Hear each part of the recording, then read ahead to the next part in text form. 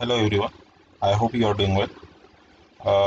Students, मैंने last lecture नहीं put up किया था वेडनेसडे का। सो मैं अभी दो वीडियो कंटिन्यूसली पोस्ट कर रहा हूँ। ठीक है। सो इसके बाद जो भी नेक्स्ट टॉपिक रहेगा उस पर कंटिन्यूसली वीडियो आप उसको देख लीजिएगा। पार्ट 10 और 11 एक साथ मैं अपलोड करने वाला हूँ। Okay. So let's move to our topics. So our next topic in memory management is segmentation. What is segmentation and what is virtual memory? These are the two topics remaining in our memory management, and we cover these topics in this video. This topic in this video. So let's start. What is segmentation? It is similar to that of paging. Okay, pages are in the physical in nature and as of fixed size. अब हमने पढ़ा था कि last इसमें कि जो paging जो होती है वो क्या होती है, फिजिकली नेचर होती है, क्योंकि वो मेमोरी में फिजिकली एरिया या स्पेस ऑक्यूपाई करती है, right. So that's why it is physical in nature, whereas segment are the logical division of program and they are variable sizes. अब देखिए, सेगमेंटेशन में क्या होता है कि जो भी एरिया जो भी एरिया होता है, जो जहाँ पे हमें एरिया जो भी हमें मेमोरी ऑक्यूपाई करनी है या स्पेस हमें ऑक्यूपाई करनी है हमारे प्रोग्राम के लिए, उसके लिए क्या होता है कि पेजिंग में तो फिजिकल डिवीजन होता है, और लेकिन सेगमेंटेशन में क्या होता है, लॉजिकल डिवीजन होता है. यानी हम फिजिकली उसमें कोई डेटा पुटअप नहीं कर सकते. हमें उसे एक वो क्या करता है, उसे डिवीजन करता है, उसके सेगमेंट बनाता है, and that segment is put up into the that memory. Okay. So देखते हैं हम क्या होता है उसमें. For instance, each program is executable form and can be considered as the consisting of segments. अब जो सेगमेंट्स होते हैं वो कौन कौन से होते हैं? कोड होता है, डेटा होता है, स्टैक होता है. हम ये बात स्टैक के बारे में हम आगे में देखेंगे, डेटा स्ट्रक्चर का जब पढ़ेंगे तब हम पढ़ेंगे उसमें स्टैक क्या होता है, राइट. सो समझ लो कि कोड, डेटा और स्टैक, ये तीन टाइप होते हैं किसी भी प्रोग्राम को कि प्रोग्राम के पार्ट होते हैं, समझो. अगर कोई भी प्रोग्राम है तो उसको तीन इसमें डिवाइड किया जाता है, जैसे कि codes, data and stack, right.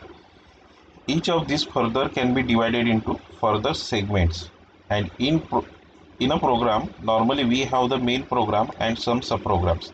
अब क्या होता है कि जब भी हम प्रोग्राम एग्जीक्यूट करते हैं, कोई भी प्रोग्राम एक मिनट कोई भी प्रोग्राम अगर हम जब एग्जीक्यूट करते हैं तो उस प्रोग्राम में एक मेन प्रोग्राम होता है, एक सब प्रोग्राम होता है. जैसे कि देखो, अभी मान लो कि मुझे कुछ कोड किया है, और उसमें मैंने क्या किया कि मैंने एक प्री डिफाइंड प्रोग्राम है स्क्वायर रूट का, जो मुझे स्क्वायर रूट फाइंड आउट करके देगा. मैंने उस प्री प्री रिटर्न या प्री कंपाइल्ड प्रोग्राम को मैंने मेरे प्रोग्राम में यूज़ किया. So that is the sub program of that program, and whatever be I return in the program, that is the main program. Okay.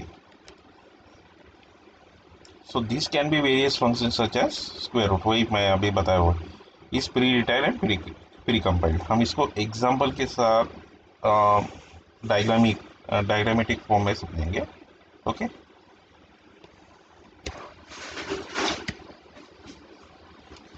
सो देखिए, अभी ये एक एग्जाम्पल है, ठीक है, सेगमेंटेशन का. ओके. सो अभी देखिए हमारा जो भी मेन प्रोग्राम है,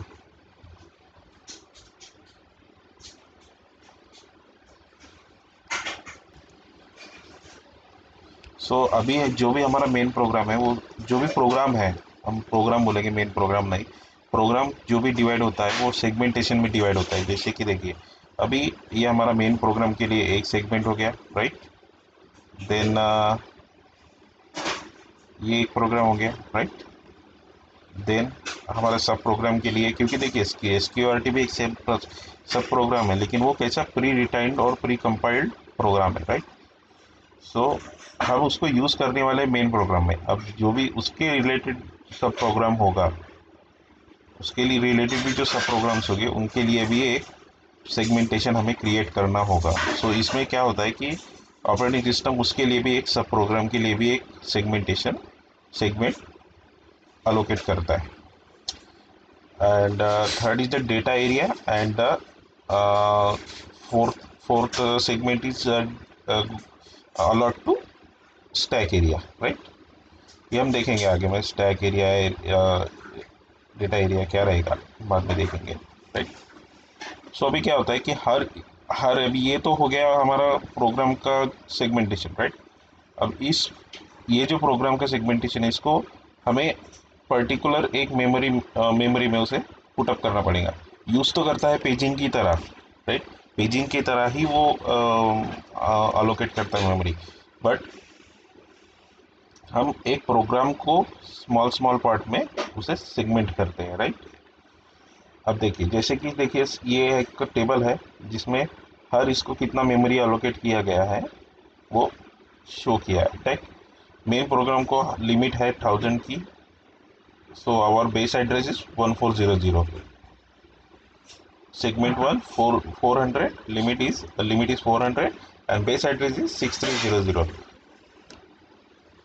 हमारे सेकंड सेगमेंट को कितना है 400 एंड 4300। इसी तरह हमने हर सेगमेंट को अलग अलग लिमिट, उसके लिमिट के हिसाब से, जैसे देखो अभी जहाँ पे जितनी लिमिट होगी उतना हम उसको अलॉट करेंगे। ऐसा नहीं है कि उसको कंटिन्यूसली हमें अलॉट करना पड़ेगा।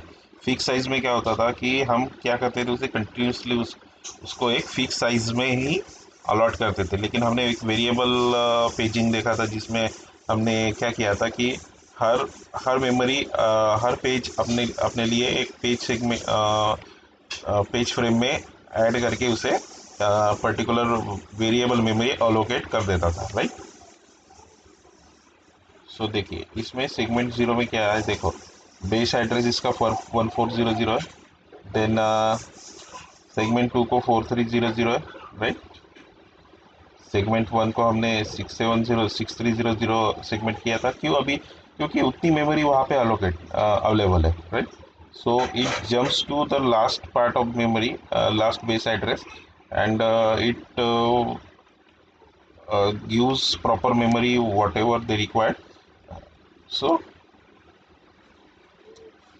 इस तरह से हम सेगमेंटेशन में उसे डिवाइड करते हैं, राइट।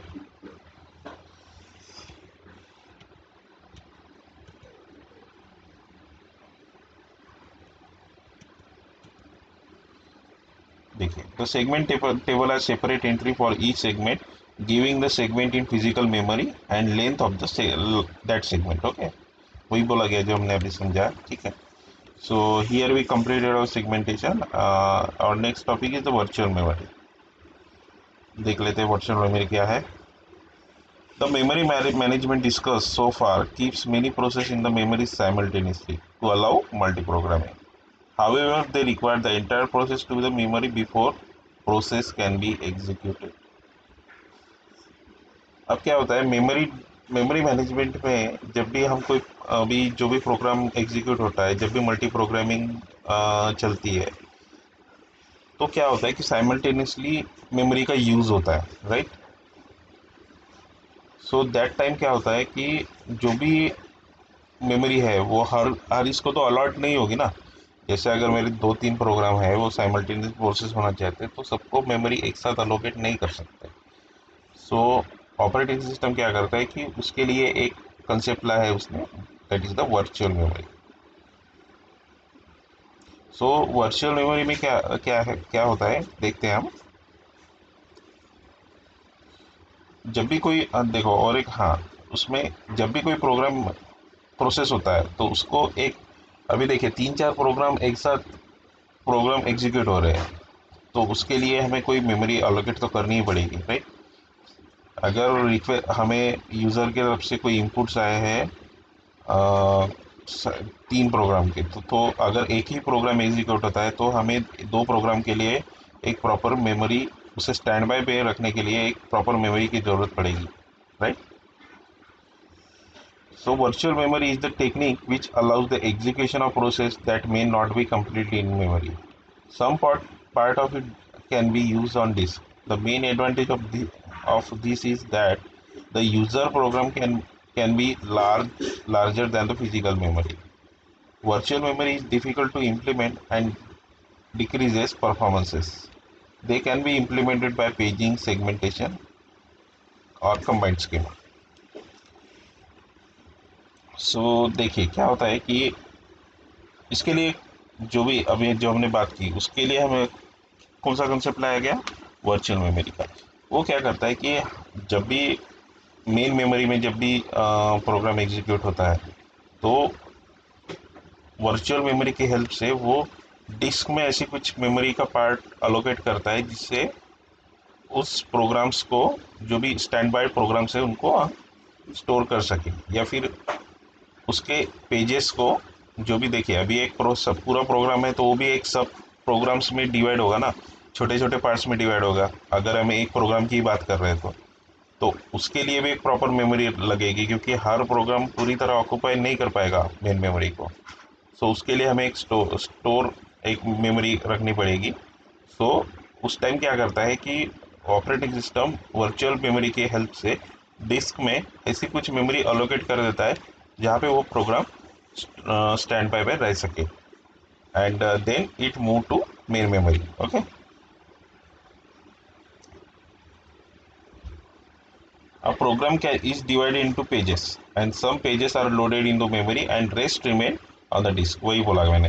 क्या होता है कि जब भी प्रोग्राम होता है, जब भी प्रोग्राम रन होता है तो प्रोग्राम में का कुछ कुछ पेजेस, अभी जो भी प्रोग्राम है वो पेजेस में डिवाइड होगा, पेजेस में सेगमेंट में दोनों में डिवाइड होगा ना. तो वो क्या होगा कि उसमें के कुछ पेजेस मेमोरी में लोड होंगे और बाकी के किस में डिस्क में रहेंगे, right. And when ever they required they loaded into memory. जैसे ही जो जो पेजेस हमने ऑलरेडी मेन मेमोरी में लोड हो चुके हैं वो जब भी प्रोसेस हो जाएंगे और उसकी मेमोरी फ्री हो जाएगी तो बाकी के जो रिमेनिंग पेजेस है वो भी लोड हो जाएंगे. ठीक है. So that is the virtual memory. So इसके कुछ टर्म्स है, हम एक एक करके देख लेते हैं. Locality of reference. This is the basic principle behind the virtual memory. Okay. In locality of reference, we forecast whether a page is likely to be referenced in a near future based upon the past behavior, hence may be removed from the memory. अभी देखिए जैसे ही कोई भी एक page में भी अब समझो नंबर ऑफ पेजेस 10. अभी रुकिए अपन इससे समझेंगे, पेंट में प्रॉपर समझ में आएगा.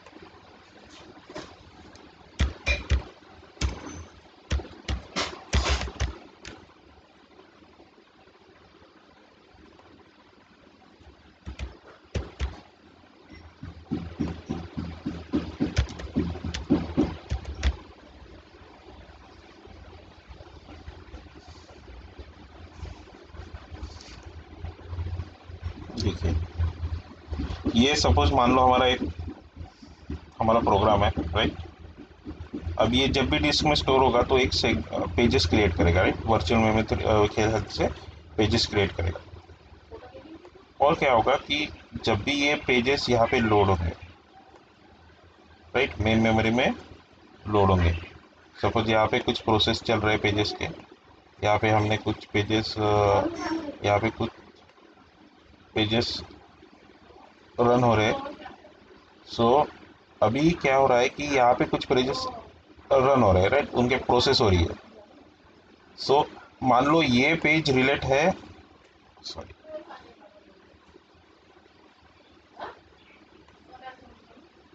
ये पेज रिलेट करता है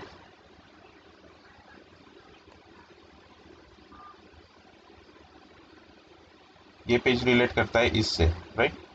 सो ये क्या है करेगा, अगर जरूरत है तो इसको नेक्स्ट पेज जो भी लोड होगा ये वाला होगा, राइट। अगर इसकी ज़रूरत नहीं है, अगर इसमें अगर अननेसेसरीली कोई पेजेस नहीं है तो उसको रिप्लेस कर देगा, राइट। बट अगर ये रिलेट करता है इससे तो सबसे पहले इसको वो नेक्स्ट नेक्स्ट इसमें लोड करेगा, क्योंकि ये इसका जो प्रोसेसिंग है उसके पास्ट वर्किंग पे डिपेंड करता है, right. So that is the locality of reference. Next is the page fault. When process is executing with only a few pages in the memory, and when an instruction is encountered which refers to the page outside the main memory, a page fault occurs. At this stage, the operating system must bring the page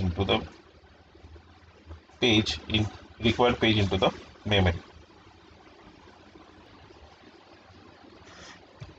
अभी देखो,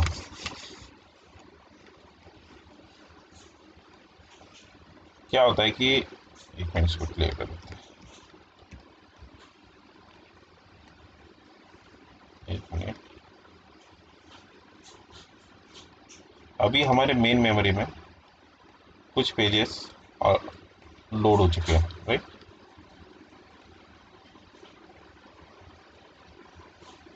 सो जब भी कोई instruction occur होंगे, जैसे instruction यानी जैसे कि कोई जैसे किसी को आईडीएफ प्रोसेस करने के लिए जैसे स्क्वायर एसक्यूआरटी है, ऐसे ऐसे टाइप के जो इंस्ट्रक्शंस जब भी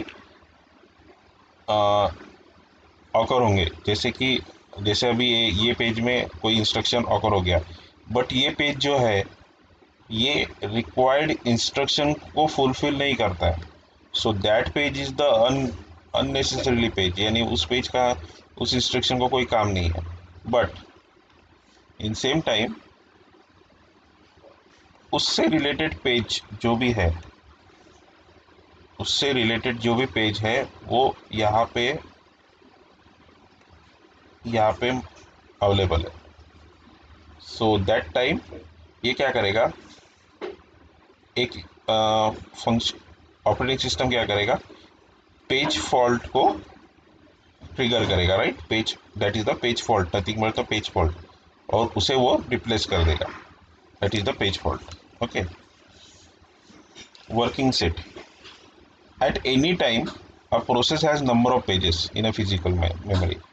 Not all of these are actively referred. The set of pages which are actively referred is called working set, and the working set decides the policy of bringing the page from the disk to the memory. Working set में क्या होता है कि जो भी pages यहाँ पे working है, जैसे कि अगर सभी पेजेस तो वर्किंग नहीं हो सकते ना, जो भी पेजेस यहाँ पे वर्किंग है, जैसे कि ये नंबर ऑफ, ये क्या करता है प्रोग्राम उनको नंबर ऑफ पेजिंग में उसे डिवाइड करता है, राइट।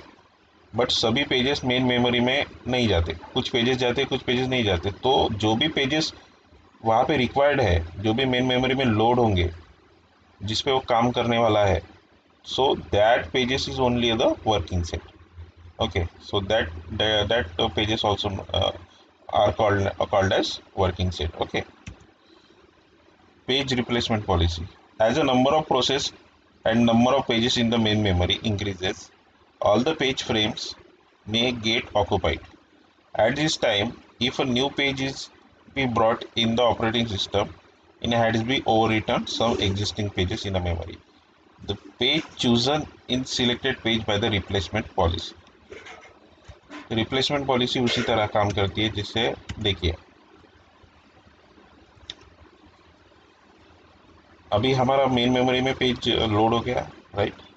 अभी क्या कर रहा है कि इसमें के कुछ पेजेस वर्किंग सेट में काम नहीं कर रहे, राइट।